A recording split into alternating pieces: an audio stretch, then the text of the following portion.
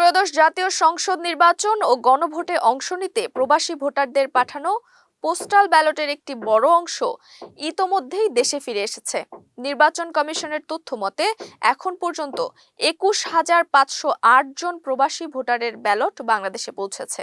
ওসিভি SDI প্রকল্পের team leader Salim Ahmad খান জানিয়েছেন, postal vote BD mobile অ্যাপের মাধ্যমে নিবন্ধন করা ৭,৬৬,০০০-এর বেশি প্রবাসী ভোটারের গন্তব্যের দেশে ব্যালট পাঠানো হয়েছে।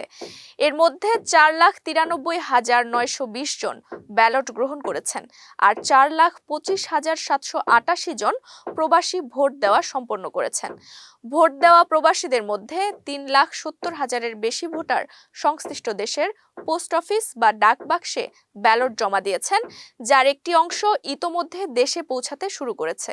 সালিম আহমাদ খান আরও জানান, দেশ ও প্রবাস মিলিয়ে পোস্টাল ভোট বিডি অ্যাপের মাধ্যমে মোট ১৫,৩৩,০০০-এর বেশি ভোটার নিবন্ধন করেছেন। নির্বাচন কমিশন বলছে, প্রবাসীদের পাঠানো এসব ব্যালট নির্ধারিত নিয়মে গণনায় যুক্ত করা হবে।